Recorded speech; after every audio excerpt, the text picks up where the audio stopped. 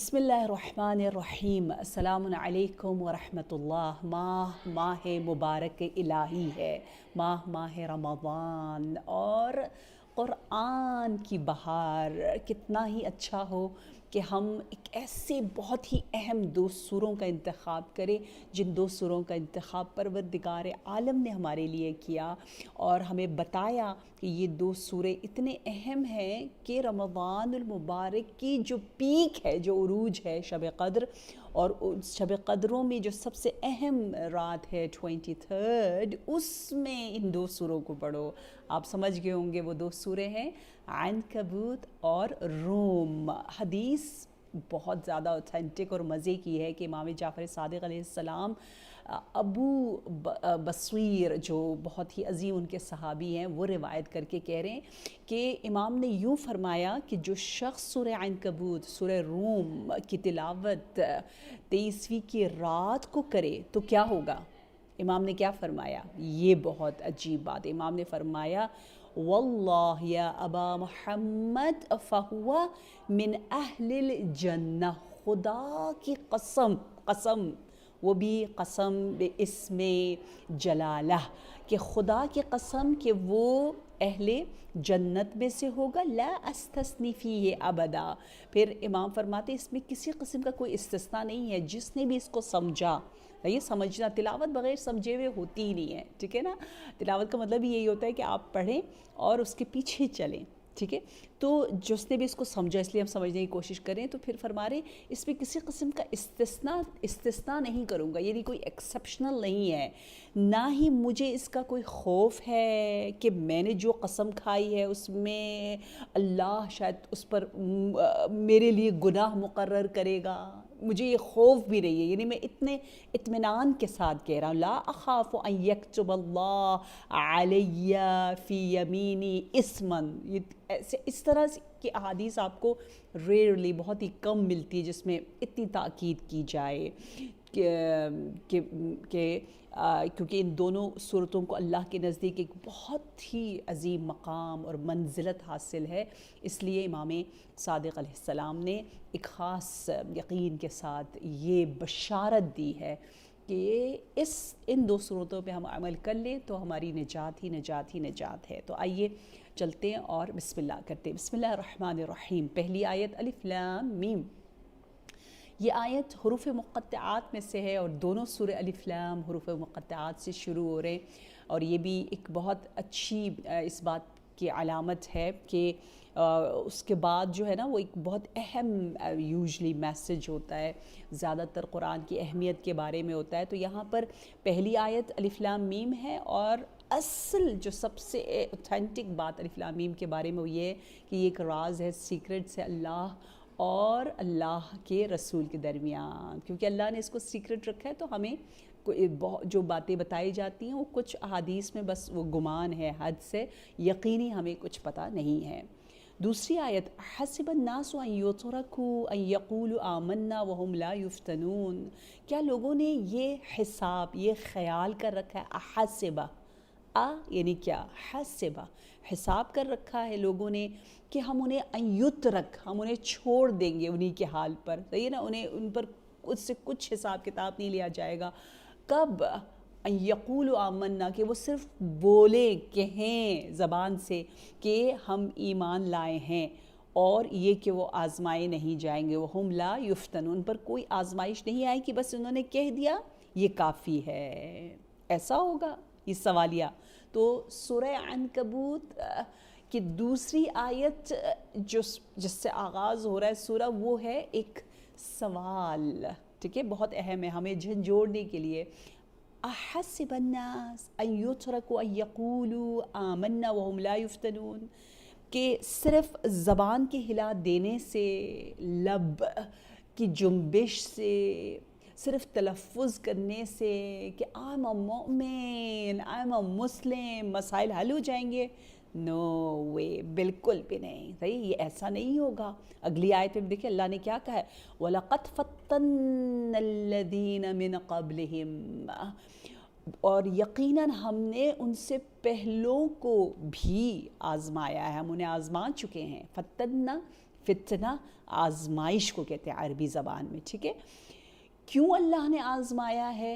فَلَيَعْلَمَنَّ اللَّهُ الَّذِينَ صَدَقُوا وَلَيَعْلَمَنَّ الْكَاذِبِينَ، کیونکہ اللہ کو بہرحال یہ واضح کرنا ہے کہ کون سچے ہیں، اور یہ بھی ضرور واضح کرنا ہے کہ کون جھوٹے ہیں۔ اللہ کو پتہ ہے، اپنے علم کو اللہ نے شہود، اپنے علم کو ظہور کے مرحلے تک لانا ہے۔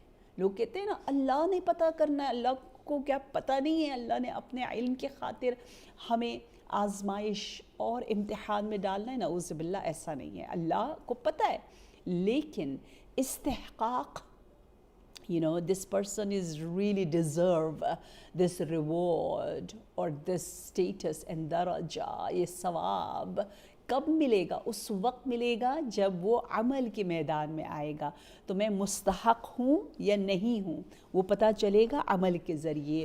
دیکھیں نا، بغیر استحقاق کے اگر آپ ایسے ہی ثواب دے دیں، ایسے ہی عقاب دے دیں، تو یہ تو ایک عبث بیہودہ بے مقصد سا کام ہوگا نا۔ تو امتحان میں کیا ہے؟ ایک بہت ہی خوبصورت حکمت موجود ہے، اور مجھے یہ لفظ بڑا پیارا لگتا ہے، وَلَقَدْ فَتَّنَّا، یعنی اللہ کہہ رہے ہیں یہ جتنے بھی مشکلات آ رہی ہیں نا، یہ کبھی اپس کبھی ڈاؤنز لائف میں آ رہے ہیں، کبھی خوشیاں، کبھی غم، کبھی صحت، کبھی بیماری، کبھی عزت ظاہراً لوگ بہت اپریشیٹ کریں، کبھی لوگوں کی طرف سے اپریسیشن نہیں ہوتی، اور کبھی دولت، کبھی غربت، یہ سب کے سب ایسی مفت میں لک نہیں ہے۔ قسمت ایسی جو ہمارے لغت میں ہم لوگ قسمت کہہ رہے ہوتے ہیں، ہمارے سلینگ لینگویج میں وہ والی قسمت نہیں ہے کہ ایسی ہم سے خدا نخواستہ کھیلا جا رہا ہو، نہیں، اللہ نے اپنے سے نسبت دی ہے۔ وَلَقَدْ فَتَّنَّا، ہم نے پہلے بھی آزمایا، ہم ہیں فتنہ یعنی آزمائش۔ اگر لغت میں دیکھیں نا، فتنے کا مطلب کو پتہ ہے کیا کہتے ہیں؟ عربی لغت میں سونے کو اگر آپ نے خالص کرنا ہے تو اس کو ایک ایسی گرمی اور حرارت اور آتش میں ڈال دیا جاتا ہے کہ وہ پگھل کے اس کا جو خالص حصہ ہے گولڈ، پیور گولڈ، وہ الگ ہو جاتا ہے۔ انسان کو خالص بنانے کے لیے اللہ ایسی آزمائشوں میں، ایسے ٹنلز میں ڈال دیتا ہے کہ جہاں سے وہ پیور اور خالص لوگ الگ ہو جاتے ہیں۔ ورنہ اگر آزمائش نہ ہو تو پھر کیا ہوگا؟ پھر آپ دیکھیں پتہ ہی نہیں چلے گا صادق کون ہے، کاذب کون ہے، مجاہد کون ہے، فراری کون، یہ سب برابر ہو جائیں گے۔ ایک مسلسل جہاد کر رہا ہے اور ایک بھاگ رہا ہے، دونوں برابر ہو گئے اگر آزمائش کے بغیر۔ دیکھیے آپ سب جنہوں نے بھی تلفظ اور وربلی کہہ دیا وی آر اے ٹرو مومن، سو اس کے کہنے سے، یا اشہد ان لا الہ الا اللہ کہنے سے، یا شعار نعرے بازی کرنے سے جو ہے وہ بات نہیں بنتی۔ اصل ہے میدان عمل، اس لیے بہت زیادہ یقین کے ساتھ کہا گیا ہے کہ ہم فتنے میں یہ جو مشکلات آ رہی ہوتی یہ سب پروردگار عالم کی جانب سے ہیں، اور اس کو ایک ہم نعمت سمجھے۔ تو ایمان کی منزل پر کڑی آزمائشوں سے گزر کر انسان جو ہے وہ فائز اور کامیاب ہو سکتا ہے۔ انشاءاللہ کہ آپ لوگ تفسیر کوثر سے بھی فائدہ اٹھا رہے ہوں گے، اور اگر آپ کے پاس وہ کتاب نہیں ہے تو جو ایپ میں نے کھولی ہوئی ہے، جو ویب سائٹ میں نے کھولی ہوئی ہے، وہ ہے balagulquran.com، جس میں آپ بہترین ترجمہ، بہترین تفسیر جو ہے وہ بہت ہی خوبصورت انداز سے آپ کے سامنے ظاہر ہو جائے گی۔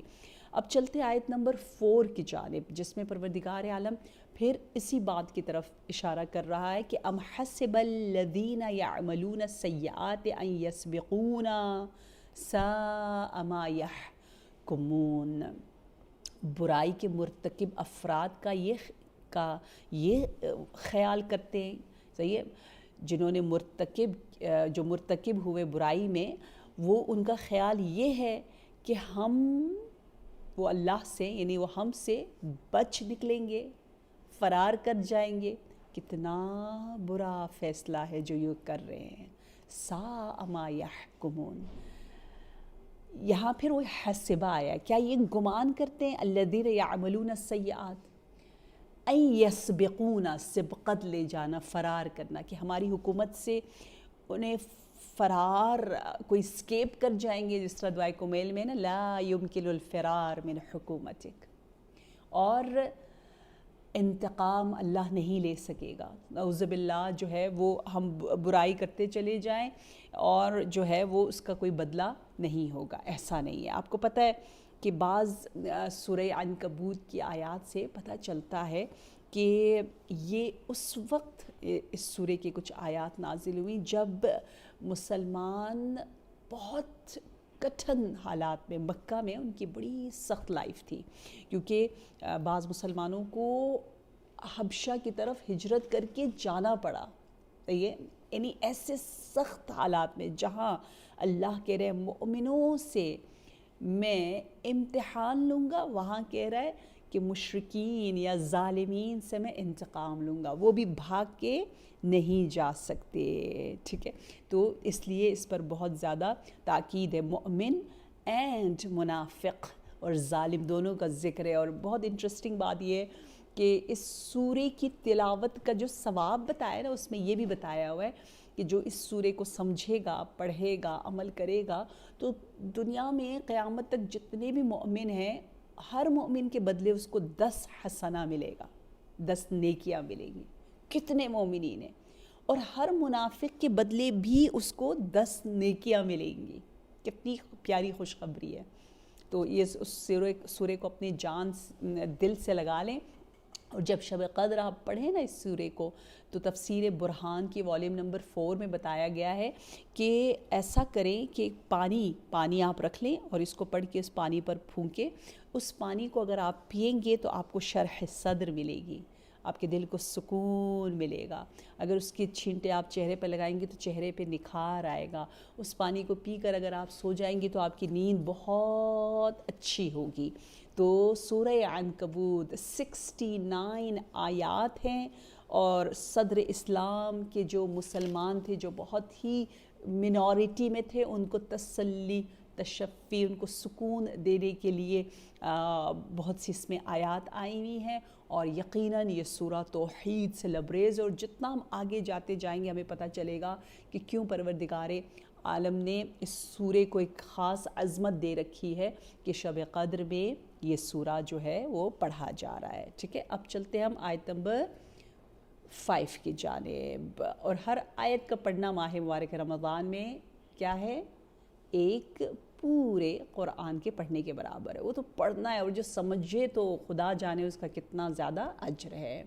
آیت نمبر 5 میں سورہ عنکبوت میں یہ بتایا جا رہا ہے من کان یرجو لقاء اللہ فإن اجل اللہ لآت وہو السمیع العلیم. جو اللہ کے حضور پہنچنے کی امید رکھتا ہے، رجا رکھتا ہے، تو وہ باخبر رہے کہ اللہ کا جو مقرر کردہ، جو فکس وقت ہے، ٹائم ہے، جسے اجل کہتے، یقیناً آنے ہی والا ہے. اور وہ اللہ جو ہے بڑا سننے والا، سمیع، اور علیم یعنی خوب جاننے والا. کتنا اچھا لگتا ہے یہ سن کر کہ وہ سن بھی رہا ہے مسلسل اور جان بھی رہا ہے. اور کیا جانتا ہے اور کیسے جانتا ہے، اس کے علم کی ڈیپتھ کس طرح سے ہے جو ہمارے تصور سے بالاتر ہے.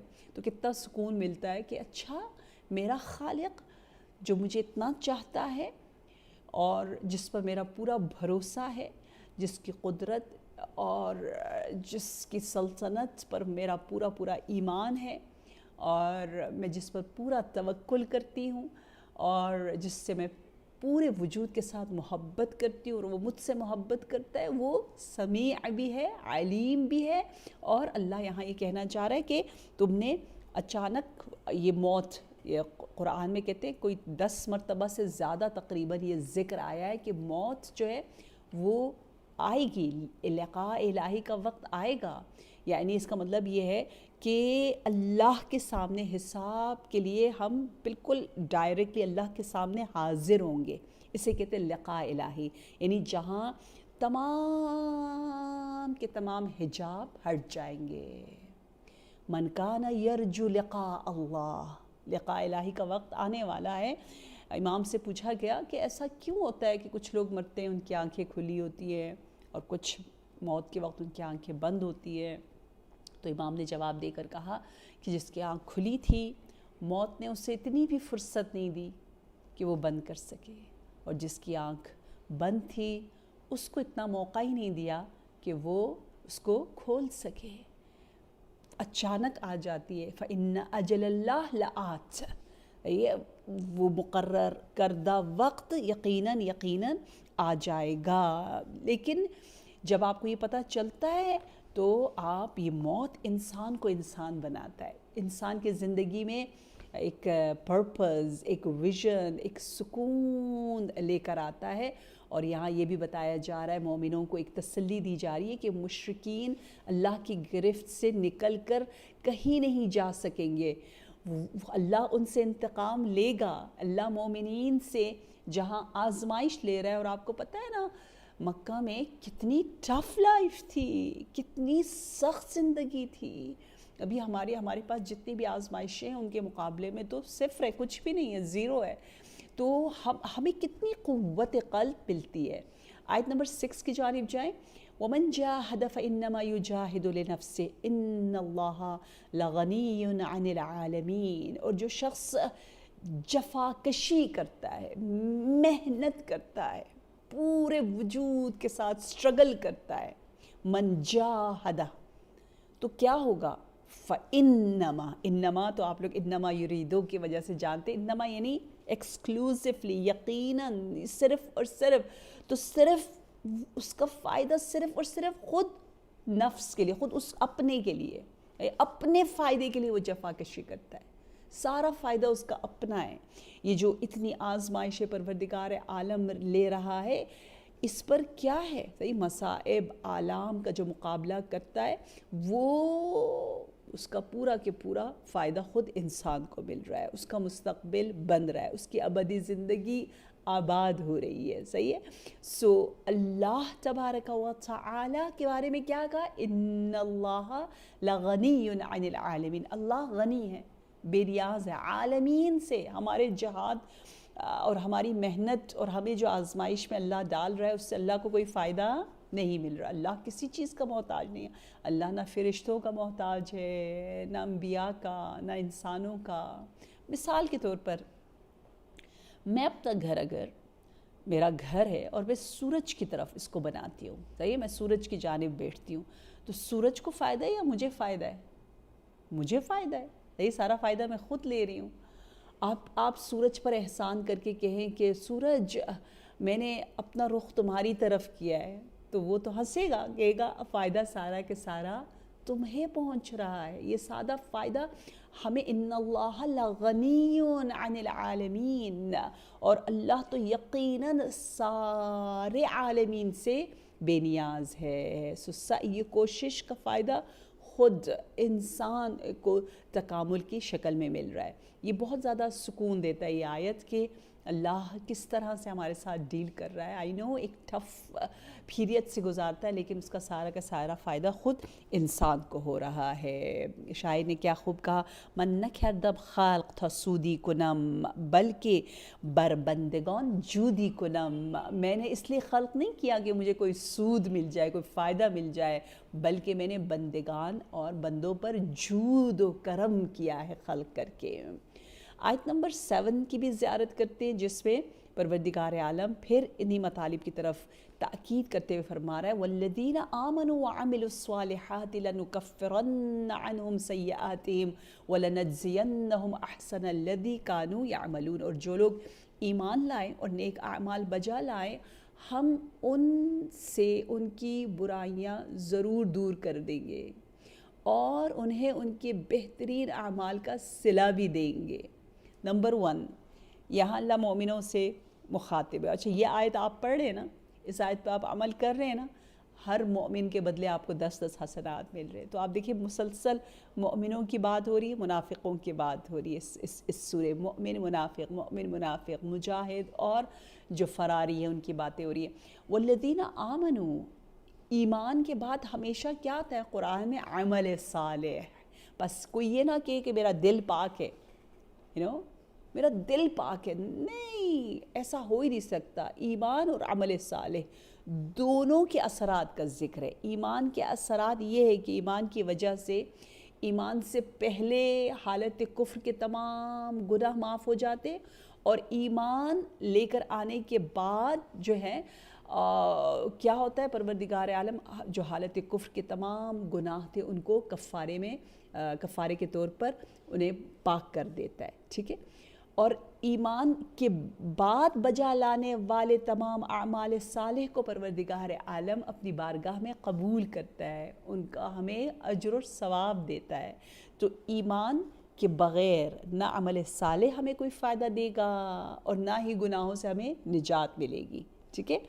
تو ایمان ہو تو عمل صالح فائدہ دے سکتی ہے، صرف عمل ہو ایمان نہ ہو تو اس عمل کا بھی کوئی فائدہ نہیں، کیونکہ آپ نے وہ رب کے لیے انجام نہیں دیا۔ لیکن صرف ایمان ہو عمل نہ ہو تو پھر بھی کوئی فائدہ نہیں کہ آپ زبانی کے ہیں، نہیں، عمل میں لے کر آنا ہے۔ اور دیکھیں کتنا خوبصورت اللہ کی طرف سے یہ نظام ہے کہ یہاں آپ نے ایمان اور عمل صالح کیا، یہ دو کام کر رہا ہے۔ خود بخود اس ایمان کی وجہ سے اتنی تبدیلی آ جاتی ہے کہ اللہ سب کچھ پاک کر دیتا ہے اور اس کو گناہوں سے دور رکھنے کی کوشش کرتا ہے، اور ساتھ ساتھ جو ہے وہ جزا اور اس کو اس کا ثواب بھی دے رہا ہوتا ہے۔ اب آخری آیت جو آج ہم ڈسکس کرتے ہیں وہ ہے وَوَصَّيْنَا الْإِنسَانَ لِوَالِدَيْهِ حُسْنًا۔ یہ بہت ہی اہم آیت ہے، آپ کے لیے ایک ہوم ورک ہے کہ قرآن میں ٹوٹل کتنی بار اس طرح سے آیا ہے انسان کو والدین کے ساتھ حسن، احسان، نیکی کے ساتھ برتاؤ کرنے کا حکم کتنی دفعہ آیا ہے، کون کون سی آیتوں میں آیا ہے، ٹھیک ہے۔ اگر آپ لوگ اس کو ڈھونڈ سکے، مجھے بتا سکے تو مجھے بہت خوشی ہوگی، کیونکہ یہ ایسے ہوم ورک بڑے مزے کے ہوتے ہیں کہ آپ کو بار بار قرآن کھولنا پڑتا ہے۔ تو آج آپ کو یہ پتہ چل گیا کہ سورہ عنکبوت کی آیت نمبر 8 یا اس ورس میں اللہ والدین کے ساتھ حسن کے بارے میں ذکر کر رہا ہے۔ سو ہمیشہ یاد رہے گا، اچھا جو شب قدر میں پڑھی جاتی ہے، جو سورہ پڑھا جاتا ہے سورہ عنکبوت، اس میں والدین کے بارے میں حسن کا ذکر ہے، یہ آپ کو یاد رہے گا۔ وہ وصینا، اور ہم نے حکم دیا انسان کو، مسلمانوں کو نہیں، سب کے لیے یہ حکم ہے، ٹھیک ہے، مسلمان ہو یا نہ ہو، سب کے یہ یونیورسل ہے۔ 3 باتیں یونیورسل ہے، ایک آنیسٹی، ایک وفاداری، اور ایک والدین کے ساتھ احسان۔ یہ 3 احکام یقیناً اسلام میں سب کے لیے، مومن ہو کافر ہو کوئی بھی ہو، آپ کا والد ہے، آپ کی والدہ ہے، آپ نے احسان کرنا ہے، یہ اسلام کا حکم ہے۔ اور اسی طرح وفا بعہد اگر کرنا ہے، کوئی وعدہ کیا ہے، اس کی وعدہ خلافی کرنے کی اجازت نہیں ہے، سامنے والا جو بھی ہو، اس کا ایمان، اس کا درجہ کچھ بھی نہیں دیکھا جاتا۔ اور آنیسٹی کے لیے بھی وَوَصَّيْنَا الْإِنسَانَ بِوَالِدَيْهِ حُسْنًا، ہم نے انسان کو اپنے والدین کے ساتھ اچھا سلوک کرنے کا حکم دیا ہے۔ وَإِن جَاهَدَاكَ لِتُشْرِكَ بِي مَا لَيْسَ لَكَ بِهِ عِلْمٌ فَلَا تُطِعْهُمَا إِلَيَّ مَرْجِعُكُمْ فَأُنَبِّئُكُمْ بِمَا كُنْتُمْ تَعْمَلُونَ۔ ہاں، اگر تیرے ماں باپ، ٹھیک ہے، میرے ساتھ شرک کرنے پر تجھ سے الجھ جاتے ہیں، جس کا تجھے کوئی علم نہ ہو، تو ان دونوں کا کہنا نہ ماننا۔ اگر بات شرک پر آ جائے، اللہ کی مخالفت پر آ جائے، تو پھر والدین کا کہنا نہیں ماننا۔ تم سب کی بازگشت میری طرف ہے، پھر میں تمہیں بتا دوں گا تم کیا کرتے رہے ہو۔ فَأُنَبِّئُكُمْ بِمَا كُنْتُمْ تَعْمَلُونَ۔ یہاں ہمارے معاشرے میں یہ سوال بار بار آتا ہے نا کہ نہیں ماں نے کہا ہے کرنا ہی ہے۔ نہیں، ماں نے اگر خدا نخواستہ کہا ہے کہ حجاب نہ کرو تو ماں کا کہنا نہیں ماننا۔ سب سے پہلے اللہ ہے۔ شوہر نے کہا ہے، نہیں، شوہر کون ہوتا ہے جو آپ کو کہے نماز نہ پڑھو، ٹھیک ہے، ابھی کوئی ضرورت نہیں ہے نماز پڑھنے کی، واجبات کی بات ہو رہی ہے۔ واجبات میں صرف اور صرف اللہ کی اطاعت ہے، محرمات میں رکنے میں اللہ کی اطاعت ہے، ٹھیک ہے۔ وہاں والدین آ جائیں یا شوہر، جو بھی ہو، کوئی بھی اتھارٹی ہو انسانوں کی، اس کی اتھارٹی نہیں چلتی۔ یہ بہت اہم چیز ہے، یہ بہت اہم چیز ہے کہ ہم لوگ، ہمارے معاشرے میں کبھی ایسا ہوتا ہے کہ بس ہر چیز، کبھی غیبت سن رہے ہوتے ہیں کیونکہ ماں باپ غیبت کر رہے ہیں، کیا سننا جائز ہے؟ نہیں، ادب احترام سے آپ موضوع بدلے، آپ جگہ سے اٹھ کے جائیں۔ والدین گناہ کر رہے ہوں، آپ کو گناہ کرنے کی دعوت دیں تو آپ نے اس کام کو انجام نہیں دینا۔ یہ بہت ہی اہم حکم ہے، کیونکہ دیکھیں ہمارے پاس یہ قانون ہے، خالق کی نافرمانی کر کے کسی مخلوق کی اطاعت نہیں ہوتی۔ لا طاعت لمخلوق فی معصیت الخالق، ٹھیک ہے۔ خالق کو ناراض کر کے آپ والدین کو راضی کرنا چاہ رہے، امپاسبل۔ آپ اللہ کو ناراض کر کے شوہر کو راضی کرنا چاہ رہے ہیں، یہ کوئی دین ہی نہیں ہے، اس کا مطلب ہے آپ کا کوئی اللہ نہیں ہے، ٹھیک ہے۔ تو یہ بالکل ہی بیسک باتیں یہ ہمیں اچھی طرح سمجھ میں آنی چاہیے کہ اصل ہم یہاں بندگی کے لیے آئے، اللہ کی اطاعت کرنے کے لیے آئے، اور یہی سوچ، یہی فکر، یہی عقیدہ جو ہمارا اسٹرانگ سے اسٹرانگ تر سورہ عنکبوت کر رہا ہے، یہی اس کی فضیلت ہے جس کی وجہ سے آپ کا درجہ اتنا بلند ہوگا کہ امام جعفر صادق علیہ السلام قسم کھا کر آپ کی جنت میں داخل ہونے کی بشارت دے رہے ہیں۔ انشاءاللہ پروردگار عالم ہمیں توفیق دے کہ ہم جتنی آیتیں پڑھ رہے ہیں اس کو اپنے دل میں اتاریں، اور انشاءاللہ اس پر پورا عمل کر کے انشاءاللہ اللہ تبارک و تعالی سے قریب تر ہو جائے۔ والسلام علیکم ورحمۃ اللہ وبرکاتہ۔